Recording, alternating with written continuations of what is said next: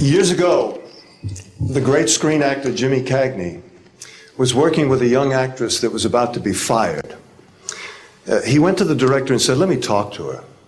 And he walked over to the actress and he said, "Look, it's simple. You walk in the room, you plant your feet, look me in the eye, and tell the truth." The logo of the X-Files is "The truth is out there." The truth is out there. I'm going to paraphrase. The truth is in here. You're about to hear the truth. I'm an actor. My name is John Cipher.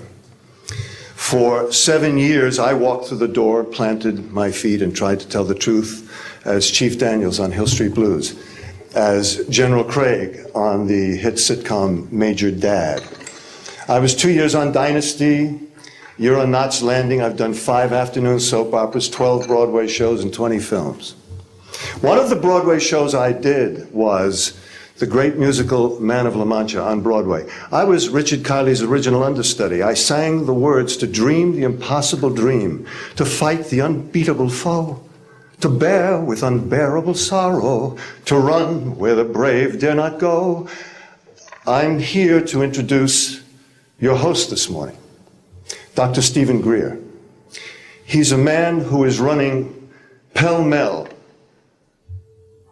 where the brave dare not go. He was an emergency room physician. In fact, the director of emergency medicine at a major hospital in North Carolina. 3 years ago, he sat his wife and his 4 daughters down and said, "I've been doing this part-time, running after the truth, for 7 years now. Now I'm going to do it full-time."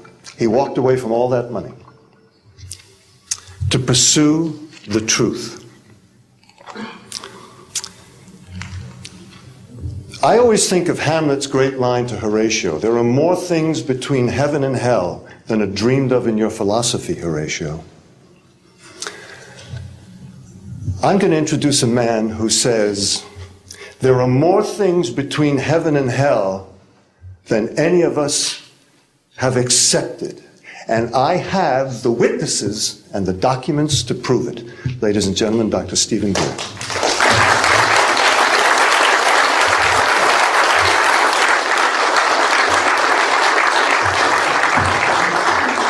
Thank you very much, John. Members of the press, the American public, and people of the world. We are here today to disclose the truth about a subject that has been ridiculed and questioned, denied for at least 50 years. The men and women who are on this stage and the some 350 additional military intelligence witnesses to the so-called UFO matter and extraterrestrial intelligence can prove and will prove that we are not alone. I would like to thank Sarah McClendon, who is with us today, the famed White House correspondent, for her sponsorship of this meeting. Thank you very much, Sarah.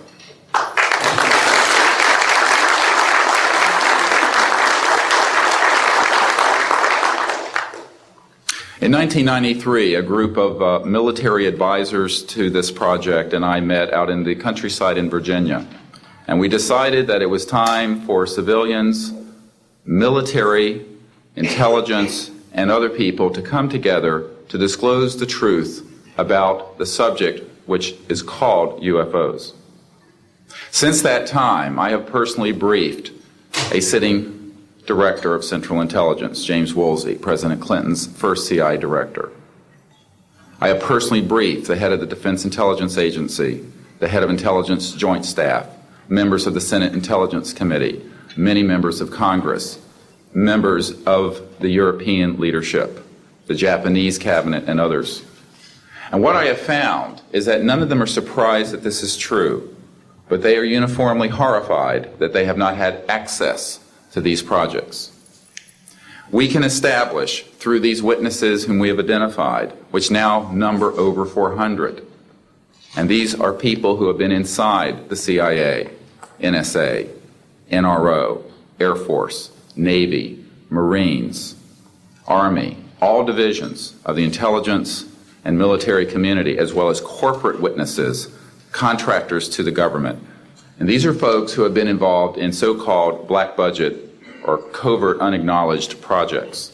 These unacknowledged special access projects are taking in at least $40 to $80 billion per year. And they are sitting on technologies that can change the world forever. The reason we are coming forward now is that we are asking for the U.S. Congress and for President Bush to move towards an official inquiry and disclosure on this subject. It has the most profound implications for the human future, for the U.S. national security, and for world peace. Specifically, technologies connected to UFO and extraterrestrial vehicles, if declassified and used for peaceful energy generation and propulsion, would solve the looming energy crisis definitively, would end global warming, would correct the environmental challenges that the Earth is facing. It is also critical that we begin to debate as a society the propriety of placing weapons in space. If indeed, as we can prove, it is true that we are not alone and that space is territory which we are sharing with other civilizations, it could be a very imprudent, destabilizing thing to place weapons in space. This is not being debated because it is off the national and international radar screens. It needs to be placed on it, and we are here today to do it. We can establish through this testimony that these objects of extraterrestrial origin have been tracked on radar going thousands of miles per hour, stopping and making right-hand turns, that they use anti-gravity propulsion systems, which we have already figured out how they work in classified projects in the United States, Great Britain, and elsewhere. That these objects have landed on terra firma, at times have been disabled, and have been retrieved specifically by teams within the United States, that extraterrestrial life forms have been retrieved, and their vehicles have been taken and studied thoroughly for at least 50 years. We can prove through the testimony and documents that we will be presenting that this subject has been hidden from members of Congress and at least 2 administrations that we are aware of, presidential administrations, and that the Constitution of the United States has been subverted by the growing power of these classified projects, and that this is a danger to the national security. There is no evidence, I wish to emphasize, that these life forms from elsewhere are hostile towards us. But there is a great deal of evidence that they are concerned with our hostility. There are times when they have neutralized or rendered inert the launch capabilities of intercontinental ballistic missiles. Witnesses here today will describe those events to you. They have shown clearly that they do not want us to weaponize space, and yet we are proceeding down that dangerous path. And it will be established that these projects, because they have not been supervised properly by the Congress, by the U.S. President, by the international community, have become a threat to the national security. And for this reason, we feel we must disclose the facts. This is the beginning of the campaign for disclosure. And in a memo that I wrote to President Bush last week, I've stated that this campaign will persist until our goals are met, and they are as follows: that we have open, honest hearings on the subject in the U.S. Congress, that there be a permanent ban on the weaponization of space or the targeting of any objects of extraterrestrial origin, that there be a full and complete study of classified technologies connected to this subject to see how they could be properly declassified and applied for peaceful energy generation so that the world may get off of fossil fuels in enough time to prevent greater ecosystem damage, or war over the looming energy crisis, which is sure to sweep the Earth in the coming decade. This is a matter of the most pressing import. It has been ridiculed, yes. I know many in the media would like to talk about little green men. But in reality, the subject is laughed at because it is so serious. I have had grown men weep who are in the Pentagon, who are members of Congress, and who have said to me, what are we going to do? Here's what we will do. We will see that this matter is properly disclosed, and these courageous witnesses, the first 21 of over 100 that we have already interviewed on videotape, have stepped forward to speak the truth. Now, I expect people to be skeptical, but not irrationally so, because these men and women have come forward and they have their credentials, they can establish who they are, and they have been first-hand witnesses to some of the most important events in the history of the human race. As was pointed out to me by some of the men here, they were charged with handling the nuclear weapons of the United States. Their word was trusted on everything of great importance for the national security. We must trust their word now. As Monsignor Balducci said at the Vatican, in an interview I had with him recently, it is irrational not to accept the testimony of these witnesses. So please be skeptical, but that is not the same as prejudiced and closed-minded. This is a matter of great importance, and I ask the media, the scientific community, and the political community to look seriously at this matter and to do the right thing for humanity and for our children. We have available for the media and for members of Congress a nearly 500-page briefing document with transcripts from dozens of these top-secret witnesses. We have a 4-hour videotape summary. It's not a commercial product, I'll warn you, from this project of the 120 hours that we have in interviews so far. They've been boiled down to 4 hours, and it's available for the Congress to review and for the major media to review. We can establish that this subject is real and has tremendous significance for the human future. I ask on all of you who are listening to contact the members of Congress that represent you and the leaders around the world and other countries and ask them to hold an honest inquiry into this subject, to support a ban on weaponizing space, since we are sharing space with other life forms, and that we move quickly as a people to understanding that this is the end of the childhood of the human race. It is time for us to become mature adults in the cosmic civilizations out there. To do this, we must become a peaceful civilization, and we must look as we go into space with an intent of cooperating with other civilizations, not weaponizing that high frontier. The men and women who will speak next will do so in order, beginning on your left. They will introduce themselves. I ask for the media to refrain from questions until each witness has spoken briefly about who they are and what they have personally been involved with or witnessed in their government, military, or government-connected careers. At the end, we will have questions. All of you may ask questions for as long as we can stay here, and we will provide you with all the information that you need. So we will begin now with the first of our witnesses, Mr. John Callahan.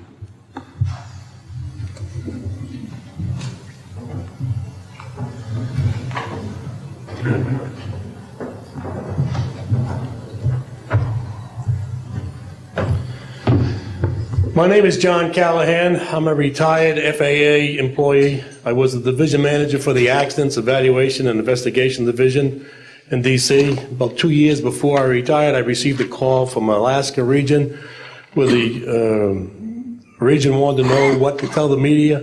When I questioned, tell the media what, he says about the UFO and It went downhill from there. What UFO? It turned out I told him what any government employee would do at that time was to tell them it's under investigation. And then I had him send all that data to the FAA's tech center in Atlantic City. The next day, my immediate boss, service director, Javi Safir, and I went to Atlantic City. I had just purchased a new video camera, and I videoed the event. And in Atlantic City, we had them play back on a scope, you would call it a scope, a plan view display, PVD, exactly what the pilot seen or what the controller seen, and we tied that in with the voice tape so we could hear exactly what the controller said and what he heard, and we taped it. We came back the next day, briefed the administrator, Admiral Ingen, on what happened. He wanted a 5-minute briefing. After we started the briefing, he wanted to know if he could see the video. We put the video on. He watched the video, the whole video. The next day, he set up a meeting for me to give a dog and pony show to President Reagan's scientific staff and whoever they brought over, and to hand off all that data to them. That morning in the FAA round room, it was either 9 or 10 o'clock, 3 men from Reagan's scientific staff, 3 CIA people, 3 FBI people, and I don't remember who the other guys were, along with all the FAA experts that I brought with me that could decide or talk about the hardware and the software, how it worked. We put on a dog and pony show. We let them watch the video. We had all the data there. We had all the printouts that the computer put out. They got all excited over it. When it was all done, the CIA, one of the CIA men told the people they were now sworn to secrecy, that this meeting never happened and this event never happened. When I asked him why, I thought it was probably just a stealth bomber at the time. He says, well, this is the first time that we have recorded radar data on a UFO, and these guys are going to get all excited, drooling over all this data. I said, well, you're going to tell the public about it? And he says, no, we don't tell the public about this. It would panic the public. He says, we're going to go back and study this. I said, okay. It was what he was going to do. Now, I've told this story many times, and I get sometimes funny looks from people. I have with me the voice tapes of the controllers that were involved, the FAA original tapes. See, after we handed this stuff off to the president's staff, the FAA didn't know what to do with it. We don't separate UFOs from real traffic, so it's not our problem, okay? I have a copy of the original of the video that we took, which is rather interesting. And once the thing was all over, the reports started coming into my office, but because it wasn't an FAA air traffic problem, the FAA's report ended up on a table in my office. And it stayed there until I retired, when one of the staffers packed up all my gear and helped it move to my house. Also, in a box I found just a few days ago, in my 1992 tax return, I have the target printouts from the computer data, which, so if you wanted to or look at every target that was up there at the time, you can now reproduce this from this piece of paper here. And it's called the UFO incident, Japan 1648, I believe the number was, that happened on November the 18th, 1986. I'm prepared to go to Congress, to swear before Congress that everything I've told you people and everything that is here is the truth. Thank you.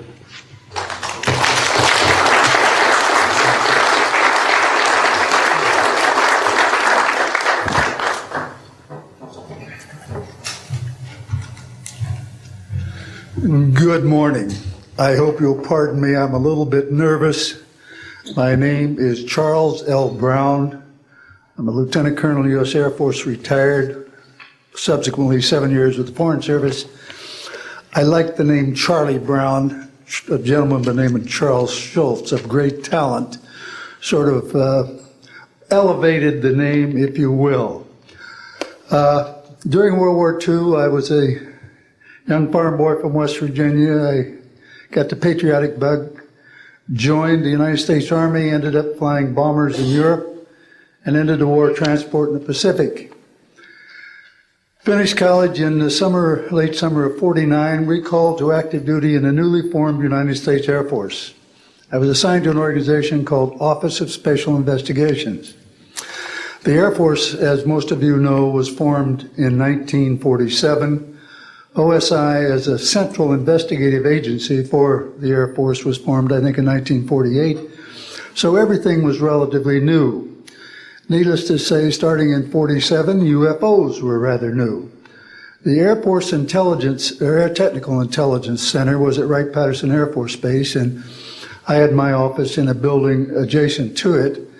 And our organization was the worldwide investigative agency for the Air Force for any unidentified flying objects. This lasted for about 2 years. The project name was known as Project Grudge. It was a predecessor to a project known as Blue Book, which Ed Ruppelt headed. During my experience with it, I would collect the data from around. I didn't collect it, it was sent into my office. I analyzed it. As a pilot investigator, I was able to offer some bits of advice to the Air Technical Intelligence people.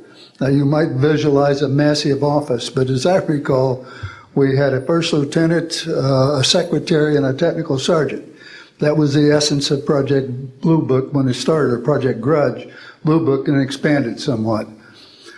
During the review as an analyst of these various documentary reports, if you will, or documents, I became clearly convinced that there was substance to what was being reported, in that we had ground visual, ground radar, airborne visual, and airborne radar confirmation of some of these sightings. The individuals who made the sightings were everything from airline pilots, military pilots, police officers, some of the people that your lives depend upon on a daily basis. These are very reputable and credible people. I hope that the testimony here from very credible people will convince you of that and will further Steve Greer's disclosure project, in that pressure needs to be brought to bring this to the attention not only of the Americans, but of people all over the planet. These vehicles have been seen and confirmed all over the planet. I am willing to sign a sworn statement or testify to my judgment and to what I have observed. Such things do exist. Please believe me. Please believe those who follow me. Thank you.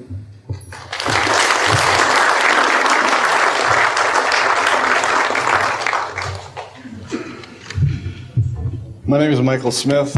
I was in the Air Force, a sergeant from 1967 to 1973.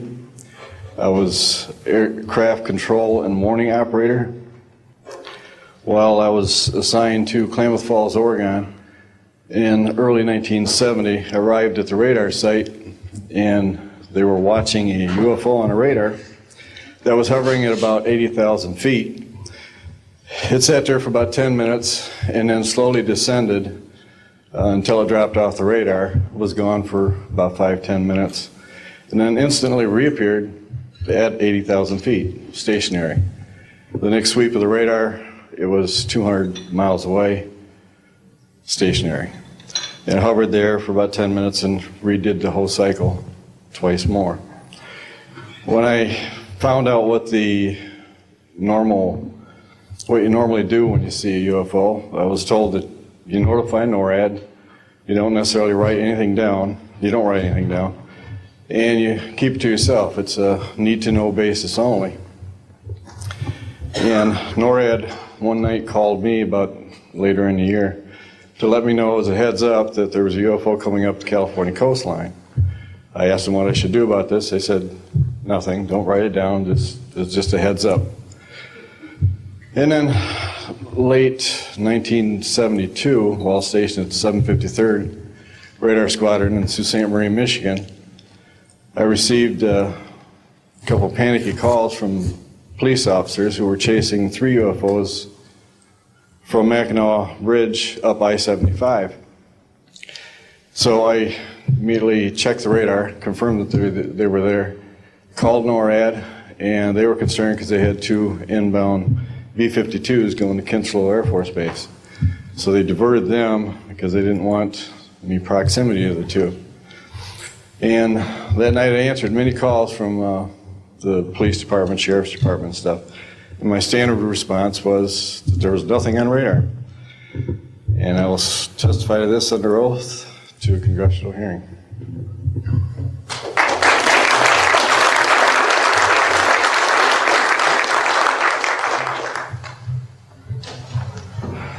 Good morning. My name is Enrique Colbeck. I am a traffic controller. I'm sorry for my English. I'm so scared. I'm not accustomed to talk in front of a lot of people. I'm here because I'm being a witness in a voluntary way on my work. I work in Mexico City as radar controller and the International Airport of Mexico. And I'm going to give an example about this signs that we have in Mexico for several years, and this issue happens a lot of times on my country, unfortunately. For example, March 4, 1992, we detected 15 objects west side of the Toluca airport, that is very close of our international airport at 50 miles, more or less. Then July 28 of 1994, we have an, almost a collision or something that we can name in that way with an international flight, domestic flight of Aeromexico 129, commanded by the pilot Raimundo Cervantes Ruano, that has a trash or something about in his main landing gear in the right leg. That's occurred tonight at 10:30, more or less. Then in the next week, the same year, in the same moment, the Aeromexico Flight 904 has another almost collision that was reported for the pilot Corso, the Capitan Corso, at 11:30 in the morning, and we detect that object on a radar suddenly, just for a moment. Then in the next week we have a lot of sightings reported by the pilots that give us information about the weird traffic or something, brighting lights and different times, and we detect some of them in that week. But in September 15 of 1994, we have a detection about 5 hours, more or less, on a radar and a new equipment that we believe that that equipment was working in not a good way, because it's not human that you have detection by 5 hours of the same object and apparently without movement. Well, we concur with the technical persons of radar in our country that the radar system was working well, and was very exciting, and we surprised when at the next day we received information about a periodist named Jaime Maussan that is studied these cases in Mexico, about that a sighting from a lot of people in the Metepec city. There is another point located southeast of the Toluca airport, about a sighting of the big flying saucer, apparently 50 meters of diameter, then for a lot of people, and that led the trash is something in the ground. Well, next November 24, 1994, we have on service officially our new radar system, and after that moment we have information very exactly about of these sightings at the same time with the pilots and detections. That's why I'm here, because we consider in my country that this is very dangerous. We have a lot of more cases, but I don't want to use more time in this. But it's very important that the people the world knows these events and consider that could be very dangerous for aeronautical situation, especially in my country. I don't know why in my country that's occur frequently, but the point is that happens, and we consider dangerous, and we had only, unfortunately, one trash, but we don't want to have another more. Thank you very much, and I'm sorry for my English.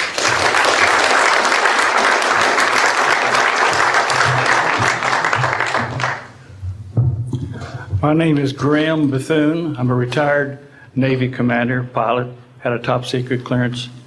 50 years ago, February the 10th, 1951, I was flying from Keflavik, Iceland to Argentia, Newfoundland. It was at night, it was dark. About 300 miles outside of Argentia, I saw a glow on the water, like approaching a city at night.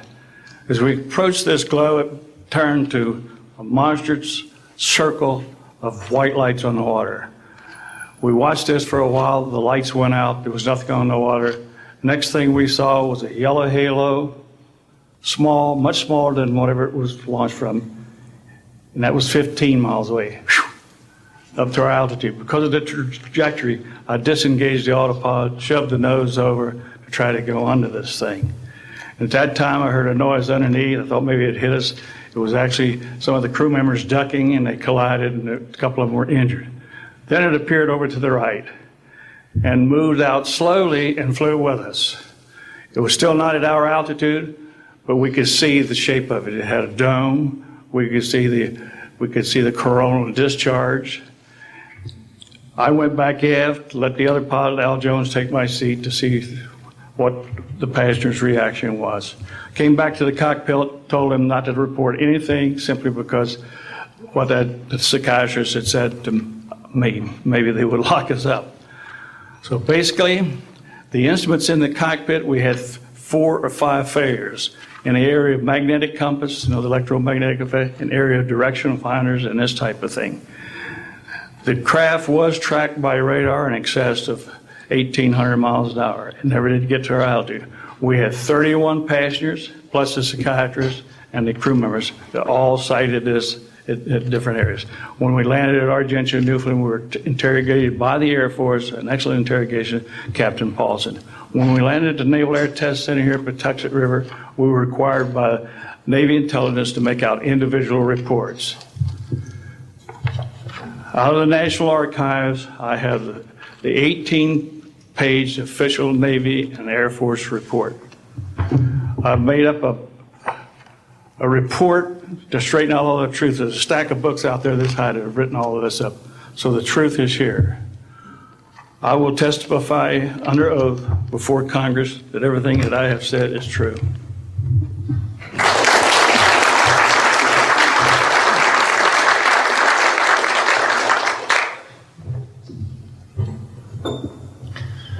My name is Dan Willis. I was in the United States Navy. I held a top secret crypto level 14 extra sensitive material handling security clearance. I worked in the code room at the Naval Communications Station in San Francisco. In 1969, I received a priority message from a ship near Alaska that was classified as secret. The ship reported merging out of the ocean near port bow, a brightly glowing reddish-orange elliptical object, approximately 70 feet in diameter, emerged out of the water, shot into space, traveling at about 7,000 miles per hour. This was tracked on ship's radar and substantiated. Years later, I worked at the Naval Electronic Engineering Center in San Diego for 13 years. The co-worker who I worked with worked at the NORAD facility. When he first started working at the facility, he noticed objects going on the screens that track everything out in space and in the air, objects going off the scale, doing right-angle turns. When he inquired, his older supervisor advised him that, quote, it was just a visit from one of our little friends. He thought this was a little unusual. These statements are true and willing to testify under oath before Congress. Thank you.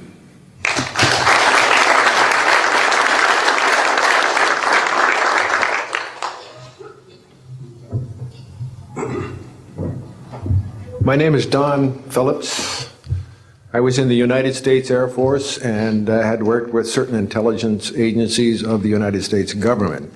Prior to my Air Force, prior to joining the Air Force, I worked for the famous Lockheed Skunk Works.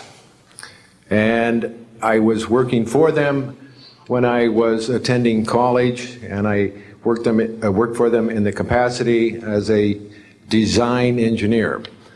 It was one of my proudest moments of my life to work with a man by the name of Kelly Johnson. A lot of you might be familiar with that.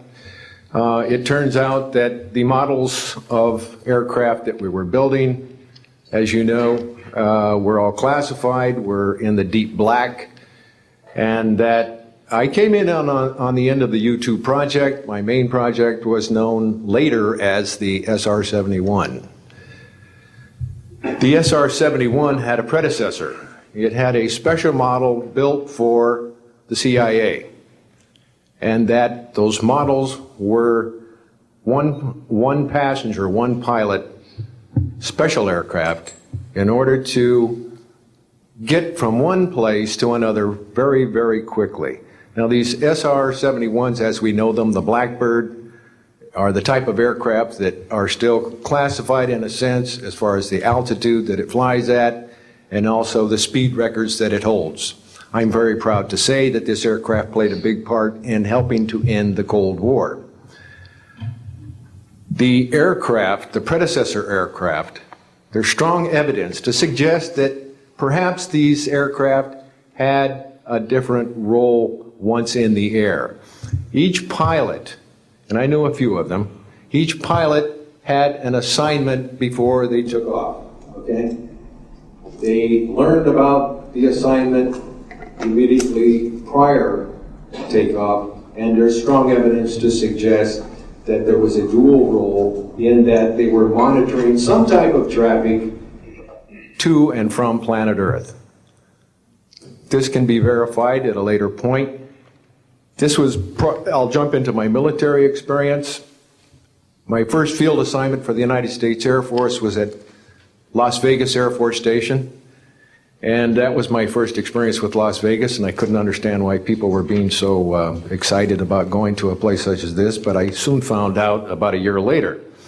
Nellis Air Force Base is located there. Nellis is a major training center for different types of special aircraft and fighter aircraft, one of the premier training sites for pilots all around the world.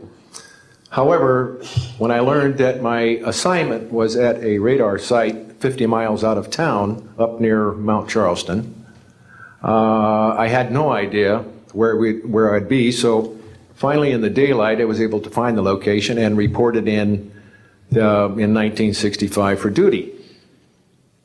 In 1966, early in the morning, about 1 to 2 a.m., I was staying there on base, and our barracks were at about 8,000 feet. I heard a lot of commotion. You know, at that altitude, sound carries tremendously. And I thought, well, it's early in the morning, it's summertime, and it's very warm, and maybe I should get up and take a look. I didn't really want to, but I got up and took a look, walked up to the main road up near my office, which was the commander's office. I was on the commander's staff, Lieutenant Colonel Charles Evans. And I was saying, who's making all this noise? Who's making all this noise at this time of the morning? So when I got within about 50 yards of the 4 or 5 people that were standing there, one being the chief of security, they were looking up in the air, and I said, gee, their heads are all looking at the same direction. Well, I looked up to the west, northwest, and to my amazement, there were lights flashing around the sky, moving at anywhere from what seemed like 2,400 to about 3,800 miles per hour.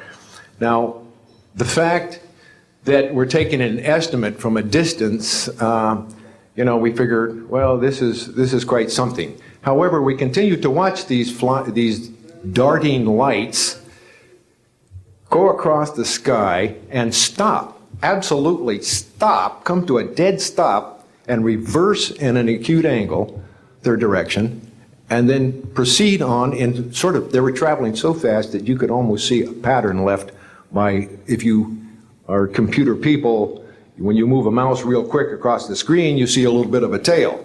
Well, that's exactly the way these 6 or 7 craft worked. After 5 minutes of watching these things, they all seemed to group up to the west-northwest, okay? They started to come in on a circle. But what I would like to point out is that where they were putting on their display in the north-northwest sky, just directly east of that is what is known as Area 51. Area 51 is a AEC name, okay? Atomic Energy Commission. That was the old name for Atomic Energy Commission. We knew it as the Groom Lake Flight Test Facility in the Air Force. And it was where we tested our aircraft after we got the prototype made from the Skunk Works. So here are these, let's get back to the circle in the sky. What they did was coalesce and started rotating in a circle, and then they disappeared. Well, I thought, gee, this is something that we have to keep quiet, and that was verified by the Chief of Security. But we waited there and talked it over for a little bit, and it seemed like, I think it was an hour. Then came the radar people from the scopes, which were at 10,000 plus feet, came down for their dinner at 2 o'clock in the morning. And the first person off the bus was a good friend of mine, Anthony Kesar. He said, he was white as a sheet, and he says, did you see that? Yeah, we all said, yeah, it was a nice display. What a show. He says, we documented them on radar. And he says, we didn't give them clearance. The standing order was let them fly through the radar beam. He says, we documented 6 to 7 UFOs. Now, we don't know who was guiding those, but they were certainly intelligent. And we don't know where they landed because they coalesced and disappeared. So I will say at this point, to keep it short, that I will testify under oath as to what I say is true, and I will do so before Congress. Thank you.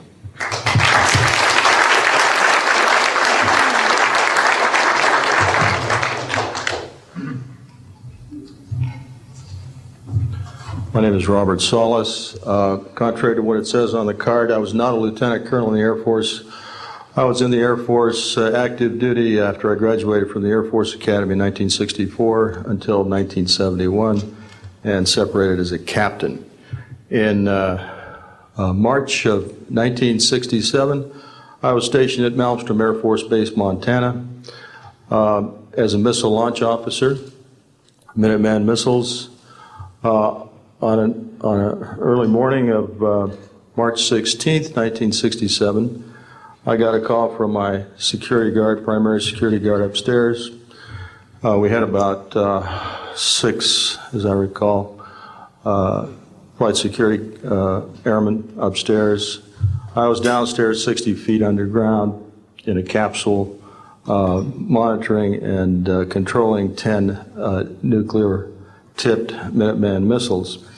I got a call that morning that they were seeing strange lights flying in the sky.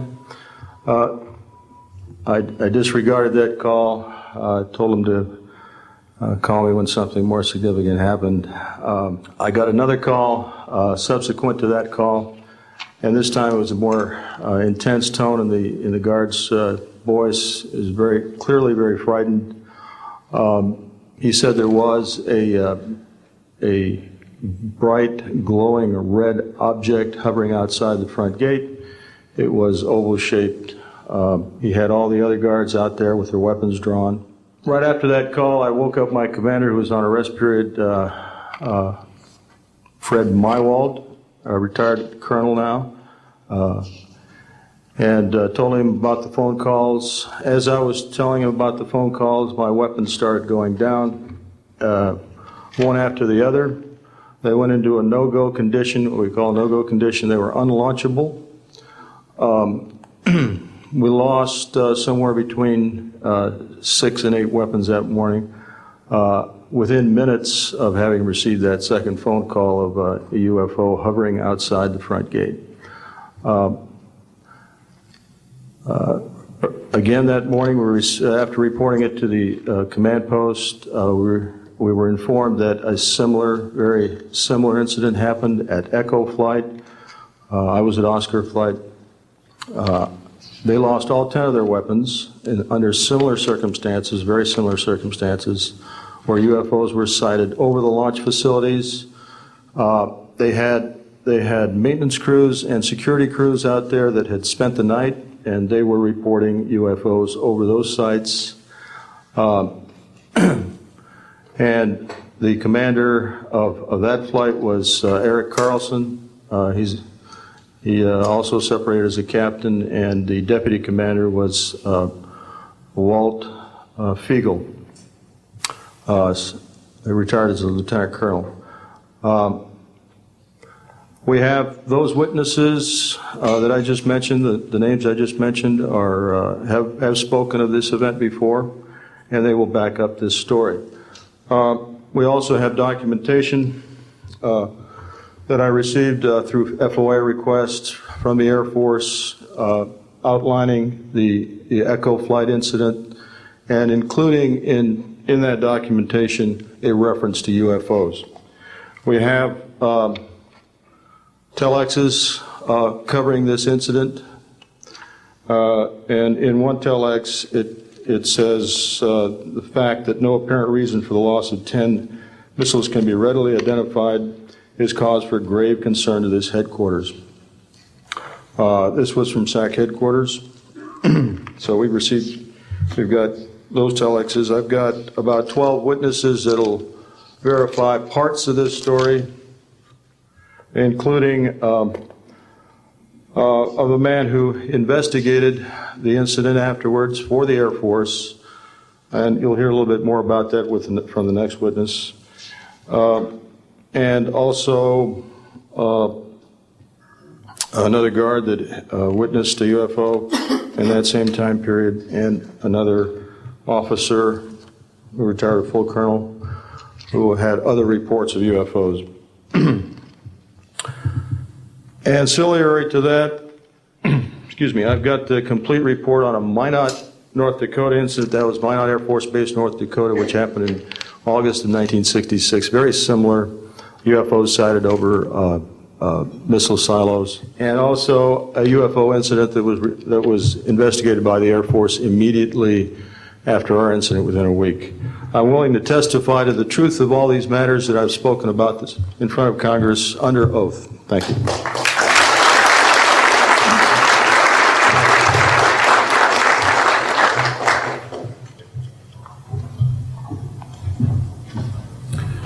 Good morning. My name is Dwayne Arneson.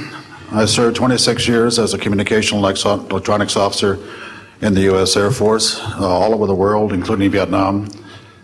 I was lucky to be selected to be commander of 3 different units in the Air Force. I held the top secret SCI TK clearance, and for those who know, it is slightly above top secret. I retired in 1986 as a colonel at Wright-Patterson Air Force Base in Ohio. I would like to relate about 3 different experiences, if you will, that relate to UFOs. As a young lieutenant over in Germany, Ramstein Air Base, Germany, back in the early 60s, I was in charge of the cryptographic center. I had a top secret crypto clearance at that time, and I can clearly recall seeing a message that went through my crypto center which said that a UFO had crashed on the island of Spitsbergen, Norway, and the team of scientists were coming to investigate it. Going forward to the 1967 timeframe, I was assigned to the 28th Air Division at Great Falls, Montana, and I was the officer in charge of the communications center there. Also, I was a top secret control officer for the division. I had a crypto account. I was an account custodian, and I also passed out nuclear launch authenticators. During that time, I can recall seeing a message come through that communications center which said, basically what Bob just got through talking about, is that a UFO was seen near the missile silos and the missiles were deactivated. Coincidentally, The person that Boeing sent to investigate the particular missile conditions, if you will, what made them shut down, was my first manager at Boeing, Mr. Bob Kaminsky, who has since passed away. And I can recall him on different occasions. He lived close to me in Auburn, Washington. That's where I'm from. And he said, Arnie, he says, those missiles were perfectly clean. That was the result. So the last incident concerned when I was as a commander of the unit in Great Falls, or in Caswell Air Force Station, Maine. I had contacts with the security police at Loring Air Force Base, and they told about UFOs that were seen near the nuclear weapon storage areas on Loring Air Force Base. And I'd be glad to testify to Congress that this is absolutely the truth. Thank you.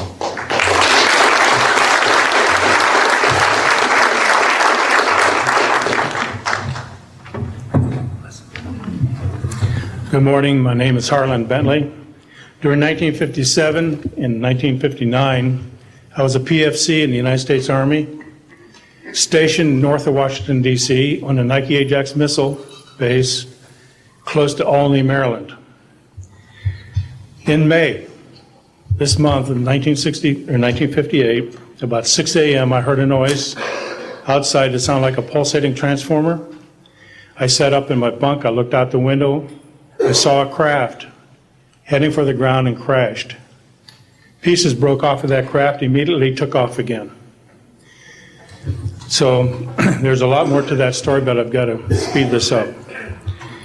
Now, the next night, I was on radar duty. I get a call from the Gaithersburg missile base. He says, hey, I got 12 to 15 UFOs outside, 50 to 100 feet above me. So I asked him, I said, what does it sound like? He took his head mic off, held it out the van window, and said, here. And the same sound I heard the previous morning, except a lot more of them. So my radar was on standby, so I immediately turned it on and got the blip just outside of the ground clutter. I marked it on my radar screen. And then for a few minutes later, all of a sudden they took off. As they took off, the sweep came around, hit the blip. The second, when it came around, it hit it again. That blip was 2/3 the way off my radar scope. In order to get that far at a constant velocity was 17,000 miles an hour. That was my first incident. 10 years later, by this time I received a Bachelor of Science degree in electrical engineering, and I was working in California. Now, I'm sorry that all I can say is I was somewhere in California working on a classified project that had nothing to do with my experience that I had there. As I was working, and it was like 2 or 3 in the morning, California time, I heard a Houston astronaut communication link, comlink. I didn't pay much attention to it until I heard the word bogey. Of course, my ears picked up immediately. An unidentified flying object of some sort, whether it's a craft, meteorite, or whatever, was on a collision course with that module going to loop around the moon. So basically, I listened for some time, and then I stopped and went back to work. And then I heard, there they go. In the astronaut world, some of you may not know this, there's a term called green turtle. And it used to be, I don't know if it is today or not, but it used to be is you're not allowed to use profanity over the net. And the first person that does that, whoever hears it first and says green turtle, that astronaut's got to buy that man and his entire family a dinner at the most expensive place at Cape Canaveral. Well, to end this real quick, one of them said, damn, they went off, the UFOs took off. He says, damn, that was fast. And somebody yelled, green turtle. And then he said another word, a synonym to crap. And then somebody else yelled, green turtle. And you could see him grit his teeth, because now he had to buy 2 expensive meals. And my particular experience, I will testify before Congress if necessary. and explain exactly what happened. Thank you.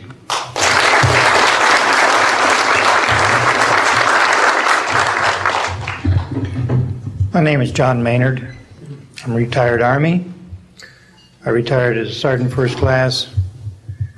For my entire year, 21 years of service, I held a top secret clearance. Compartmentalized at times to as high as TK, Omni, Crypto, and others. I had access to very, very sensitive documents. My testimony is basically two-pronged. One, I retired from DIA in 1980. When as an administrator, you take over an office, you take over everything and you sign for everything. And I signed for well over 2,000 documents. In order to sign and inventory those things, you have to read them. Not word for word, but basically I went through every document to make sure that it was complete. It was there as they told me. I turned my charge over to the next person. Those same documents were there. So I got quite a good knowledge of what was going on in those documents, and believe me, there are many, many different references to UFOs.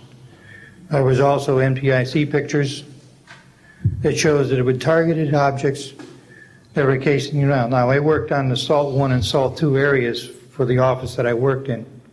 So we were taking pictures all the time for verification of nuclear disarmament. And there were some objects in those pictures that didn't belong there. The second prong to this whole thing is that a lot of people talk about conspiracies over a shadow government. I'm willing to testify before Congress that these black operations do exist. I nearly became part of it. But I saw the light, I think. Or was it? And I got out. And that's it.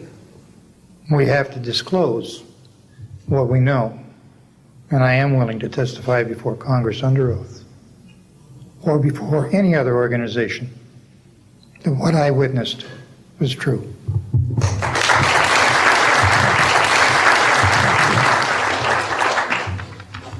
Good morning. My name is Carl Wolf, and I was a precision electronics photographic repairman with a top secret crypto clearance in the United States Air Force.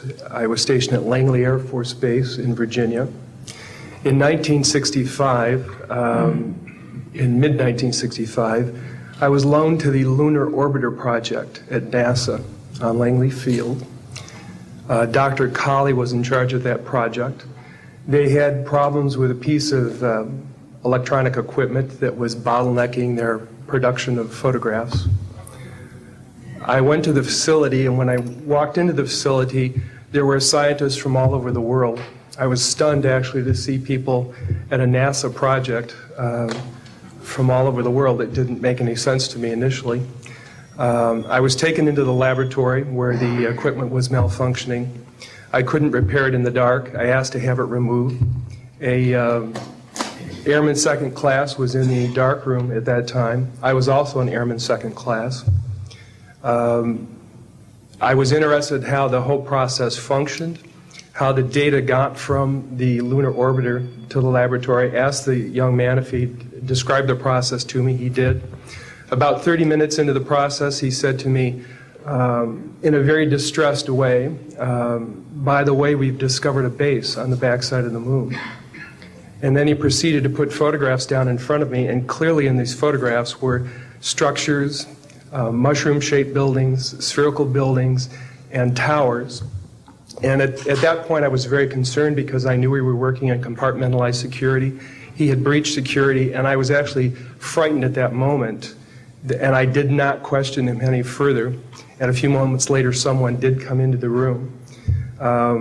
I worked there for 3 more days, and I remember going home and naively thinking, I can't wait to hear about this on the evening news. And here it is, more than 30 years later, and I hope we hear about it tonight. And I will testify under oath before Congress that what I'm saying is the truth.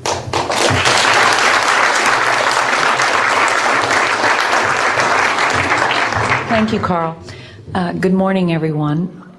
My name is Donna Hare, and I worked at Philco Ford Aerospace from 1967 to 1981. During that time, I was a design illustrator, draftsman. I did the launch slides and landing slides, and also projection plotting boards, lunar maps for NASA. We were a contractor, but most of the time I worked on site, in Building 8. I had the opportunity to do extra work during downtime, which was between missions, and I walked into a photo lab, which was the NASA lab across the hallway. I had a secret clearance, which is not that high, but I was able to go into restricted areas, which this was. At the time, I was talking to one of the techs in there, and he drew my attention to a photograph, a NASA photograph. It had a dot on it, and I said, "What is that?" Well, he drew my attention to it, and I said, "Is that a dot on the emulsion?" And he said, and he's smiling, and he has his hands crossed, and he said, "Round dots on the emulsion don't leave round shadows on the ground." And this was an aerial photograph of the Earth, I'm assuming the Earth, because it had pine trees on it, and the shadows of the craft, or whatever it was, were in the same angle as the trees. And by its very nature, UFO, and I wanted to clarify that to a gentleman that was talking to me, means unidentified. So I did not know what this was. But I realized at this point that it's very secret, that it was kept secret, because I asked him, "What are you going to do with this piece of information?" And he said, "We always airbrush these out before we sell them to the public."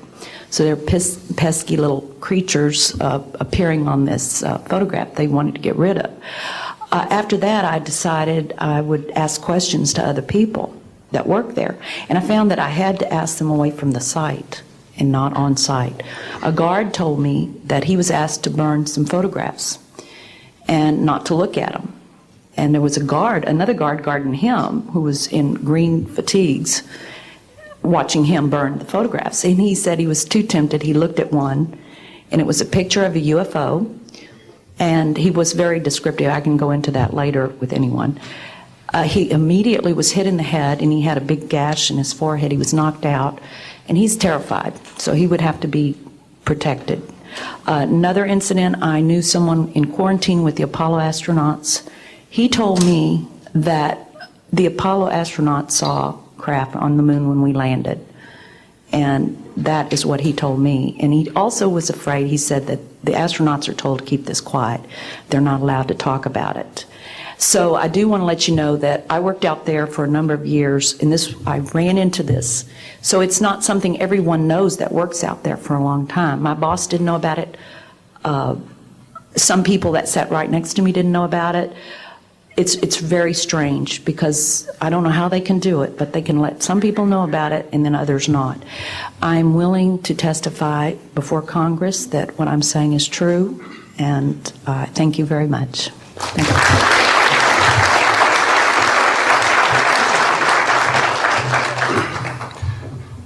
Good morning, ladies and gentlemen, and members of the press. My name is Larry Warren. 20 years ago, in 1980, I was a security specialist assigned to RAF Bentwaters, Woodbridge, NATO Air Force facilities in Suffolk, East Anglia. I had a secret security clearance. I guarded our backline nuclear weapons that were stored there at the time, without the knowledge of the people of Great Britain. I went through a portion of a 3-night UFO event where objects made incursions over our WSA, fired pencil-thin beams of light into them, and adversely affected the ordnance, possibly. These objects were on the ground on 2 different nights. Potentially, there was another life form seen. This is an unpopular truth. These events were of extreme defense significance to not only Her Majesty's government, but this government as well, and they are still shrouded in secrecy. They are very complex. They are very vast. This is more about a human rights issue than just a UFO issue. 20 years ago, this room would be empty. I see a turn in history. This is history in motion, but unfortunately, it's history with a security classification. I would be more than honored to swear under oath that I experienced what I did, I saw what I saw, These events produced not only, after numerous denials by this government, a memo by Lieutenant Colonel Charles Holt, our deputy base commander, which reads like science fiction. It also produced, years later, an on-site audio tape he made as these objects performed their feats and did what they did and violated airspace. These events are of extreme defense significance. I hope my brothers in arms that went through these events will be given immunity at some point and be able to join us here. It is an honor to share the stage with all of these people. And I think for all of our children, my son Dennis, God bless you, son, we can change the world. You're heroes for being here also, and I will testify in front of Congress if asked to. God bless. Thank you.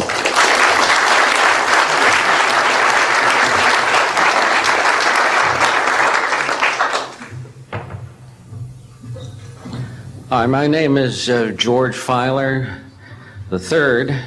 The reason I'm here is because George Filer V is in the hangar and will be born on Friday. And I'm a retired intelligence officer and flyer with almost 5,000 hours, and I didn't believe in UFOs until London Control called us in the winter of 1962 and asked us, would we chase one? And we said, sure. So we let down from 30,000 feet to 1,000 feet where the UFO was hovering, and we went into a steep dive and actually exceeded the red line of the aircraft. So it's kind of dangerous chasing UFOs. In any case, I was able to get the UFO on the aircraft radar at about 40 miles, and we could see a light out in the distance, and as we closed, we kept on picking up this radar return. The point I'm mentioning that the radar return was very distinct and solid, indicating it was some kind of a metallic object. We got about a mile from the UFO, and it kind of lit up in the sky and went off into space, very similar to what the shuttle looks like when it takes off.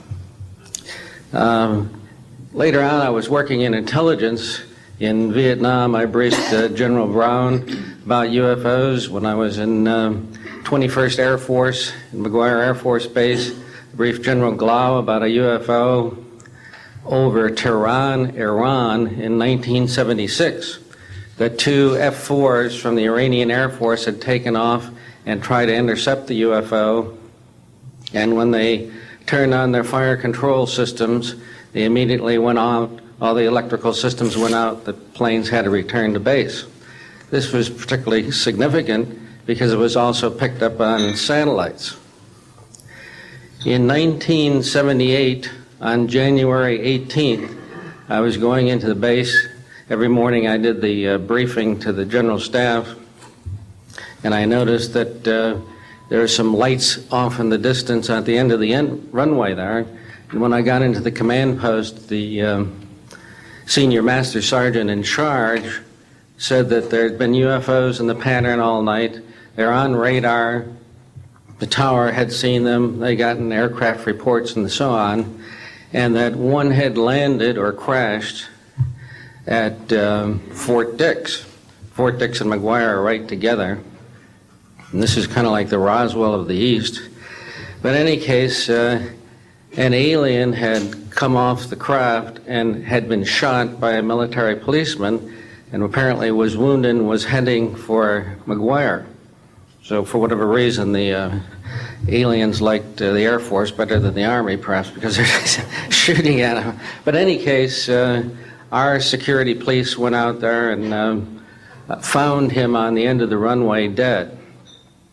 And they asked me to brief the general staff, General Tom Sadler, and at the 8 o'clock stand-up briefing, and I said, I don't think I want to do this. You know, the general doesn't have a good sense of humor, and I'm not sure I believe this. So I did some checking, called the 438th Command Post, and everybody had pretty much the same story. And at 8 o'clock that morning, just before I went on, was going to brief this, and I was very worried about it. They said, don't brief it, that it's too hot, so to speak. That's pretty much my story, and I'm prepared to tell the story in front of Congress, and it is the truth. Now, because of this, I've stayed interested in UFOs, and I'm the Eastern Director of the Mutual UFO Network. And between the National Reporting Center and Peter Davenport and the MUFON, we get 100 reports a week on average of people from all over the United States that see these things regularly. And if you start checking, they're out there and they're low, and people are seeing them all the time. And these are highly qualified people, all of whom essentially give us the reports by email. Thank you.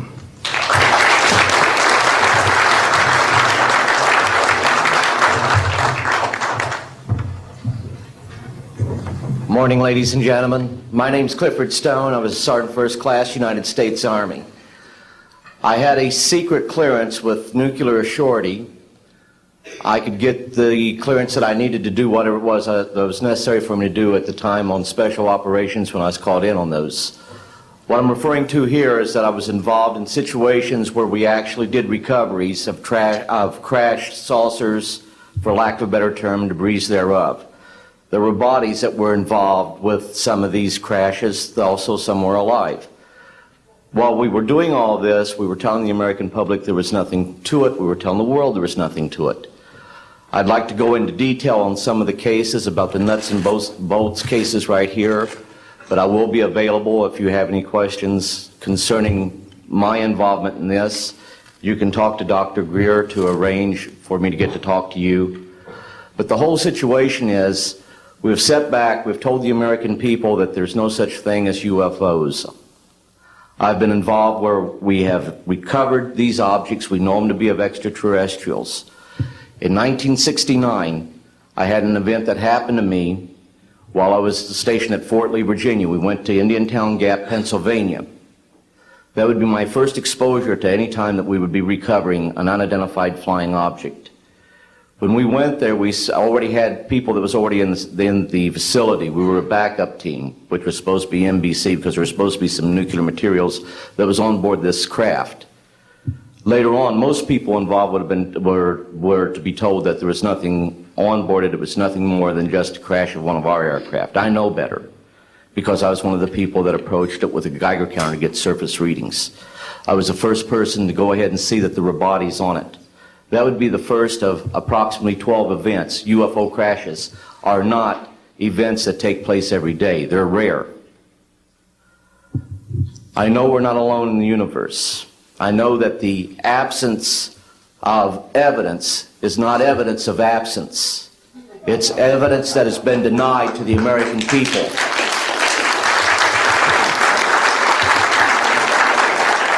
I stand before you today in my almighty God, and I tell you this. If Congress calls me in and says, will you testify in detail what you know, I stand here today prepared and ready to do just that. Governments must never lie to the people for no reason. Thank you.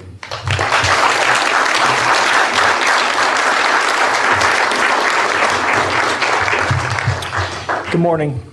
My name is Mark McCandlish, and for the last 21 years, I have worked as a conceptual artist for a variety of defense contractors. I've been involved in conceptual artwork of the production thereof for Rockwell on the X-30 program, and also on the high-step program. That's spelled HYSTP, means Hypersonic Testbed Program. During the course of my career, I've twice had a secret security clearance.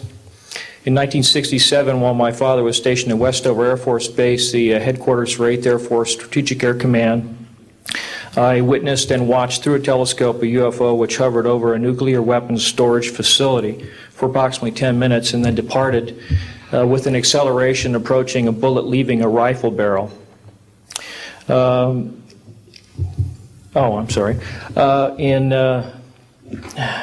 1988, in November, a college buddy of mine, an associate by the name of Brad Sorensen, informed me that he had personally witnessed 3 flying saucers at a very large hangar at Norton Air Force Base during the course of an air show that was held on Saturday, November 12, 1988. I subsequently called my congressman from that district. I called his office. This was Congressman George E. Brown, Jr., who at the time was the chairman of the Congressional Committee on Space Science and Advanced Technology. I naturally assumed that since this presentation that Brad talked about was for top military brass and certain congressional individuals, that his office must have coordinated this with the local Air Force Office of Public Affairs. A male staff member in Congressman Brown's office not only confirmed the exhibit, but the fact that there were 3 discs at that exhibit. These discs were hovering off the floor without any visible means of support. They were referred to as alien reproduction vehicles, also nicknamed the flux liner because they used high voltage electricity. Let's see. To keep things short, this is a diagram that I made based on a sketch that Brad Sorensen did for me in rough form shortly after he had his sighting, and subsequently cleaned that drawing up and made it much more accurate. And that's the drawing that Dr. Greer is holding there now. Later on, I obtained photographs that were taken in 1967 by a military pilot, Harvey Williams, flying a C-47 for the Air Force at 12,000 feet, approximately 25 miles southwest of Provo, Utah. This particular vehicle matches the so-called ARV in all proportions and respects in terms of the detail of the shape of the craft. And this was photographed, as I say, in June or July of June of 1967. I later spoke to a gentleman by the name of Kent Sellen that I met at an air show at Edwards Air Force Base in 1992, the first unveiling publicly of the B-2 bomber. He indicated to me that in 1973, when he was a crew chief working on experimental aircraft at Edwards Air Force Base, that he had unintentionally wandered into an area where there was a classified aircraft, namely the ARV.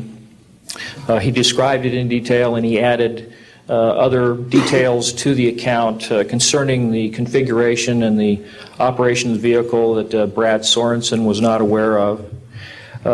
Subsequently, Brad Sorensen met with the famous aeronautical designer Burt Rutan, gave him a copy of this blueprint which you've just been shown. Mr. Rutan felt that it was a joke and put it on his wall as kind of a joke. And a third party confirmed for me later that a Colonel Ray Walsh from Edwards Air Force Base was visiting Mr. Rutan, saw this blueprint on the wall and registered quite a degree of shock and anger, wanted to know where the hell he got this blueprint, because there was in fact such a craft at that time, approximately 1994-95, in a hangar at Edwards Air Force Base, North Base Complex at that time. Subsequently, I've done a lot of research on this product, this vehicle. I've come across a number of declassified documents that show that the Air Force, as early as 1960, was wind tunnel testing flying saucer shapes up to Mach 20. And I also have declassified NASA documents that show similar shapes. In fact, this is the document here that more or less details the wind tunnel testing up to Mach 20. This is the NASA document right here that was declassified, and it shows a variety of spherical and lenticular shapes that were flight tested up to, or I should say wind tunnel tested up to Mach 6. I subsequently obtained a copy of an interoffice memo from Hercules Aerospace that describes a particular type of science involving something called zero-point energy and scalar waves. According to Brad Sorensen, this is the basis of the technology for these anti-gravity propulsion systems. This particular document here describes 6 different meetings involving the Defense Intelligence Agency and cooperative efforts with the Russian scientific community in investigating this, what is called the fundamental enabling technology that was originally discovered apparently by Nikola Tesla in the early 1900s. Anyway, I could provide you much more detail at a later time, and I am prepared to testify in detail concerning these events and their truthfulness before Congress. Thank you very much.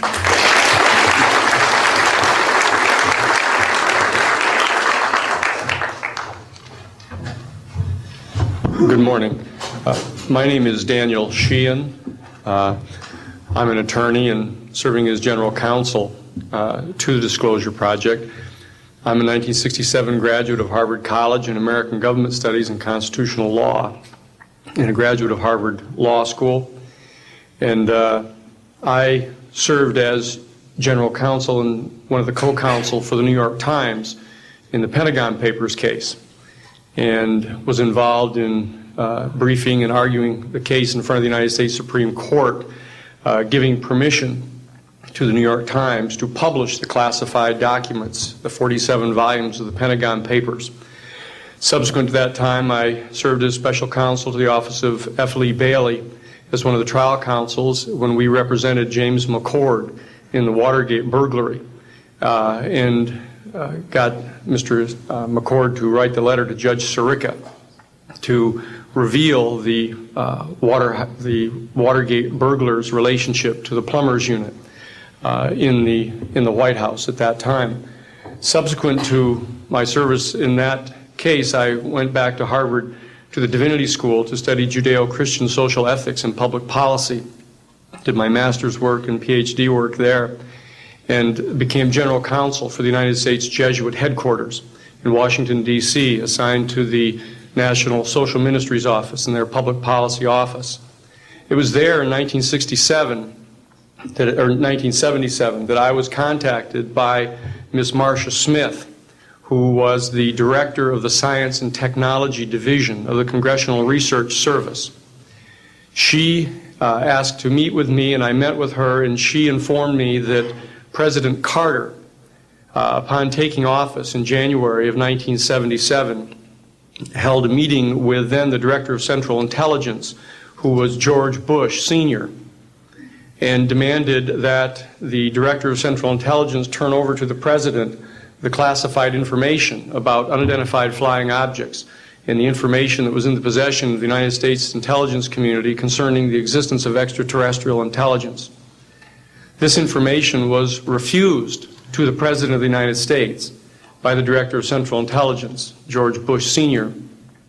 The Director insisted that the President, in order to have access to this information, needed to have clearance to contact the Congressional Research Service, to contact the United States House of Representatives Science and Technology Division, to have them undertake a process to declassify this information, because the DCI suspected that the President was preparing to reveal this information to the American public. The Congressional Research Service Science and Technology Division, under the directorship of Marcia Smith, was contacted by the House Science and Technology Committee and instructed to undertake a major investigation of the existence of extraterrestrial intelligence and the relationship of the UFO phenomenon to this. I was contacted by Ms. Smith and asked, in my capacity as general counsel to the United States Jesuit headquarters, National Social Ministry Office, to see if we could obtain access to the Vatican Library, to obtain the information that the Vatican had with regard to extraterrestrial intelligence and the phenomenon of the UFOs. I pursued that with the permission of Father William J. Davis, the director of the National Office, and we were refused access as the United States Jesuit Order to the information in the possession of the Vatican Library.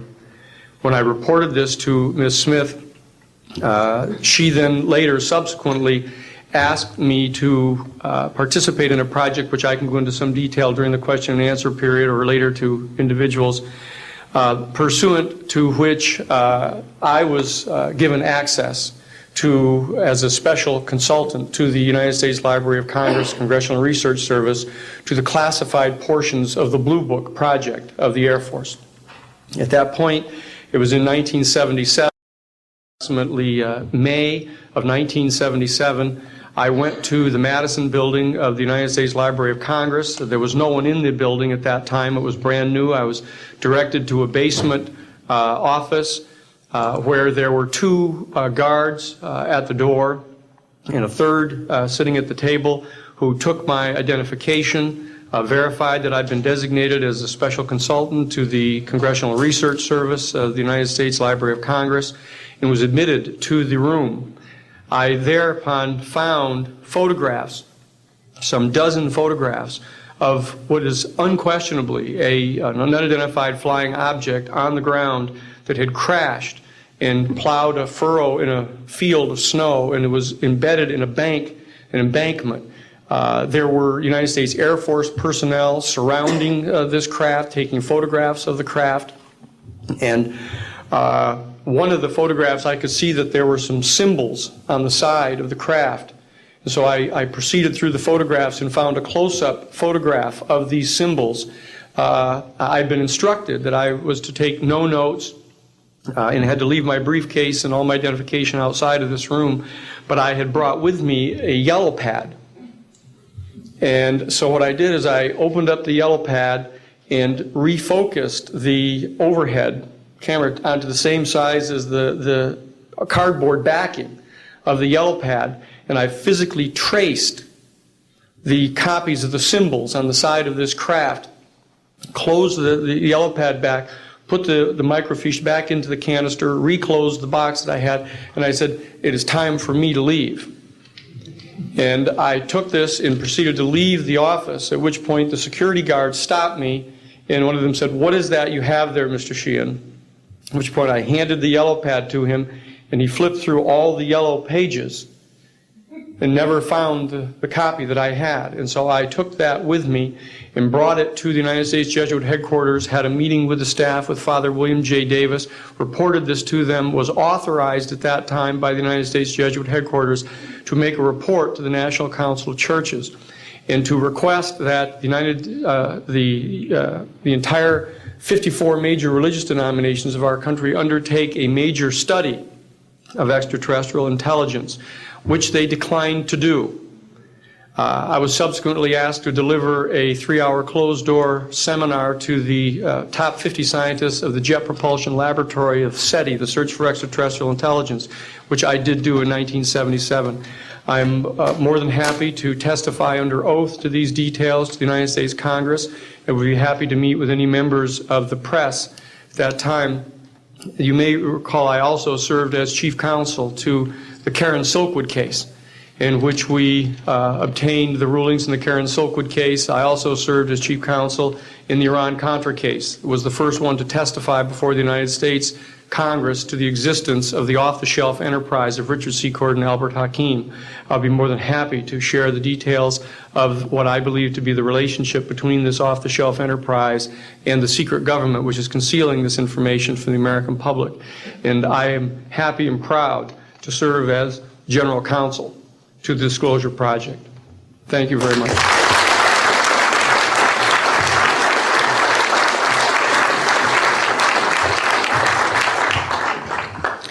Good morning. My name is Carol Rosen. In 1974, after being a 6th grade school teacher, I was introduced to the late Dr. Wernher von Braun, in the U.S., the father of rocketry. In my first meeting with him, during that first 3.5 hours, he said to me, Carol, you will stop the weaponization of space. And I said, teachers don't stop until June. He said, no, you have to understand, this is February. And we have to prevent the weaponization of space because there is a lie being told to everyone that the weaponization of space is now first being based upon the evil empire, the Russians. There are many enemies, he said, against whom we're going to build this space-based weapon system. The first of whom was the Russians, which was existing at that time. Then there would be terrorists. Then there would be third world countries. Now we call them rogue nations or nations of concern. Then there would be asteroids. And then he would repeat to me over and over, and the last card would be the extraterrestrial threat. Well, at the time, I kind of laughed when he said asteroids, and when he said extraterrestrials, I knew I wasn't going to deal with that subject. And now we hear on the news just today, this week, that they've slid in another enemy. Only this time we're going to protect our satellites. In other words, we have to have some reason to spend these trillions, to waste these dollars on a space-based weapon system, and they're all lies. This is a system, he told me, that would never protect anyone. Even back then, he talked about suitcase bombs. He talked about chemical, viral, bacterial, biological warfare that these space-based weapons would never protect us against. And then he told me that, in fact, if you travel around the world, which I did after he died in 1977, I met with people in over 100 countries who were friends.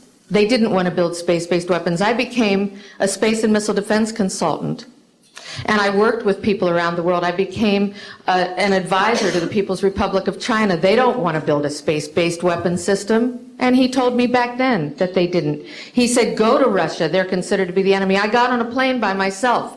When I got to Russia, I had a list of people that I had read out of the newspaper. Chernenko was in office then. He was the only one I didn't get a chance to meet. They introduced me to everyone when I got there.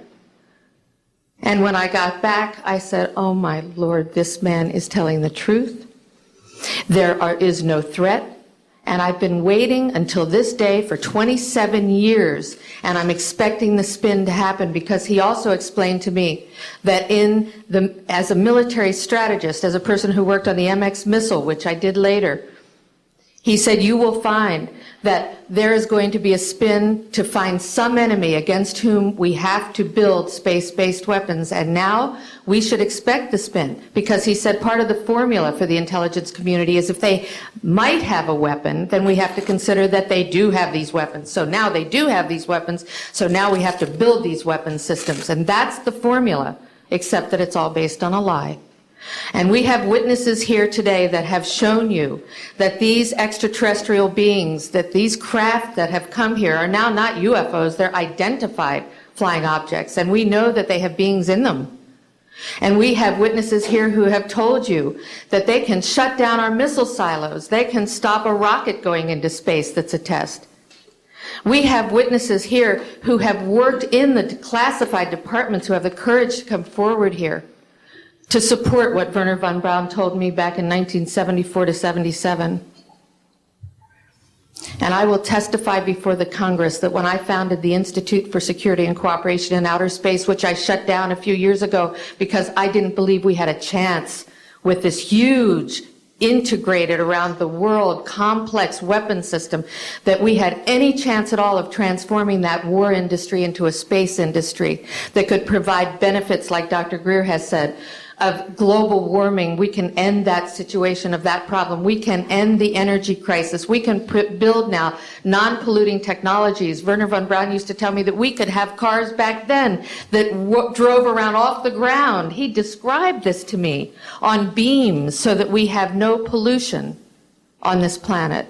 And we can solve the problems of the people that are urgent and potential, and the other animals and the other cultures on Earth and in space. And we can end the arms race without dislocating the industry jobs, without disrupting the economy, by transforming, Wernher von Braun told me, the war industry into a global cooperative space industry that will provide, he said, finally, more jobs and profits on this planet than during any hot or cold wartime, more products and services that can be applied directly to solving the problems of this planet. And we can have a whole planet now that lives in peace on Earth, with all the cultures on Earth and with all the extraterrestrial cultures in space. And these are words that Wernher von Braun told me in 1974, and I will testify before the Congress under oath about everything I have said and more. Thank you.